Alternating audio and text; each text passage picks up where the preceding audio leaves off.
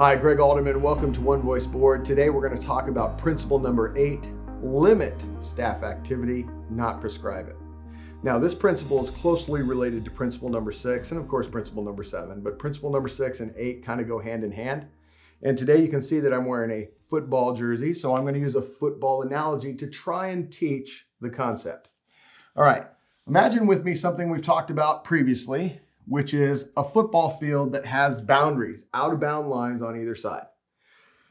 Boundaries are descriptions of where you cannot carry the ball, where you cannot be in order for the play to succeed.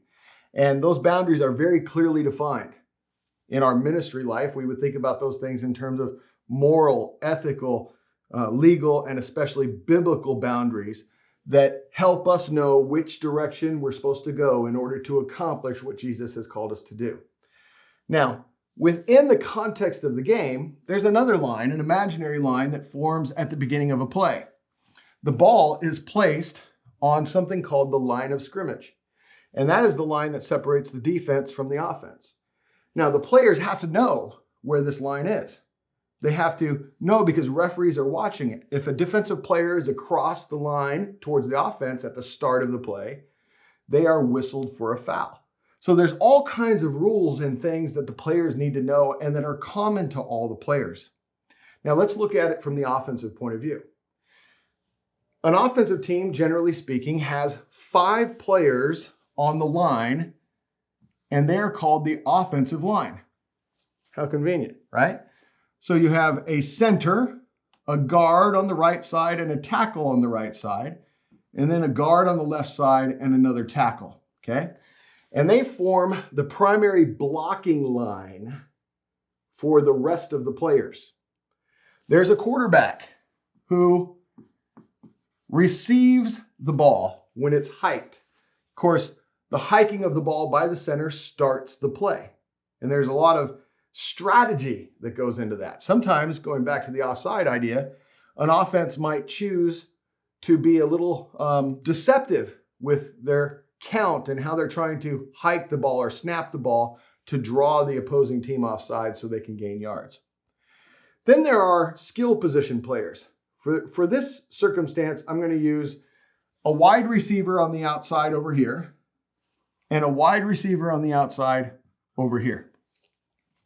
Now, a wide receiver is typically a player that goes out past the line of scrimmage once the ball is hiked or snapped, and the quarterback then would look potentially to complete a pass to them. There are certain rules about these wide receivers at the start of the play. Just like all the other players on the line, once they are set, they can't change or start early. They can't be running around in the backfield unless it's Canadian football. They have to be set and following the rules of the game. Now, I'm wearing the jersey of a tight end. So another player that is often on the team is a tight end who goes at the end of the line right here. And there are certain rules about how the alignment is supposed to be. Some of you are going to get upset for, you know about closing the tackle, but stay with me for a minute in case you're more of an expert. And in this case, I'm going to pick 2 running backs, okay? Those are people behind the quarterback that may receive a handoff or also go out for a pass. Now, each position on the team has a specific job. So imagine the coaches, when they're teaching the game, they break these players up into what we call position groups. And they define for each of these players what their role is, what their specific job is.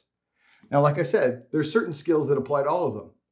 There's certain things that they all do together, conditioning, for example. But even their conditioning might look different based on the skill position. The quarterback, for example, is going to be spending a lot of time conditioning their arm and making sure their arm is healthy in order to throw the pass.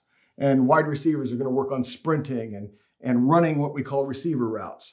That's not something necessarily that those on the offensive line are going to do, right? So each player has specific aspects to their job. Now, here's the key, and this is how it relates to Principle 8. Remember, Principle 8 is limit staff activity, not prescribe it. Now, when a coach draws up a play, and I'm not even going to dare to draw a play up, okay? But when a coach draws up a play, that is an ideal example of how the game might work out. But once the ball is snapped, once the center hikes the ball to the quarterback, each player has to read the moment and react accordingly. If they weren't empowered to act once the play started, this team would not function well. If they were busy saying to themselves, well, the coach told me I need to do this, this, and this, and that's what I'm going to do, regardless of what the defensive player is going to do, they would fail.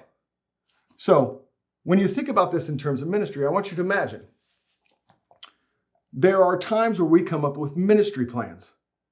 We coach each member of our ministry team about their specific job. But once the play starts, once the actual ministry begins, we empower our staff to make decisions in real time so that they can accomplish the goal of moving the ball forward. Any of you who have watched football knows how this works, because every once in a while things go completely haywire. We call it a broken play. And the good players, the creative players, the smart players, the players who've been empowered generally have better outcomes than those who have not. In fact, one of the great examples is a quarterback. A quarterback often is given the play from the sideline.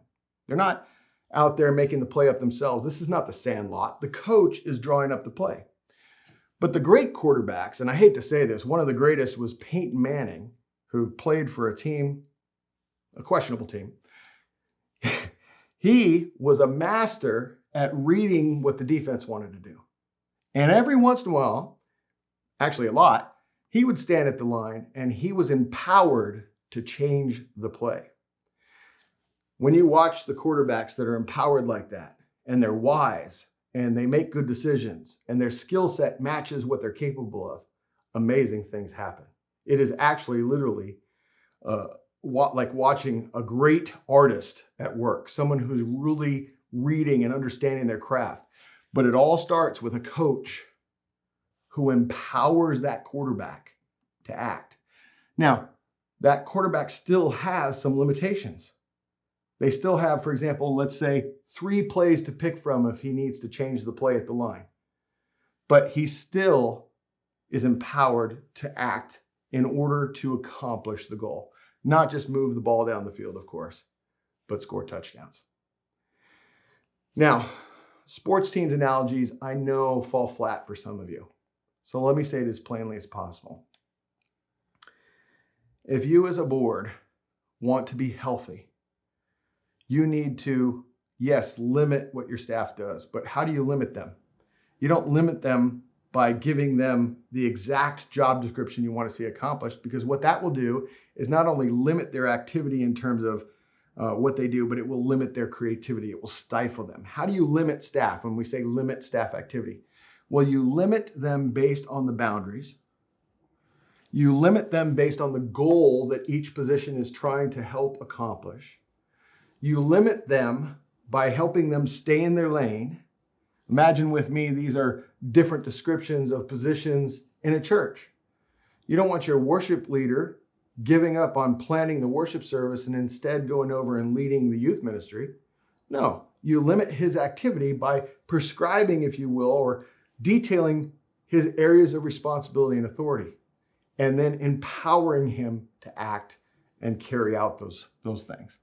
So in the same way that a football team works, that's how we want to think about with our staff.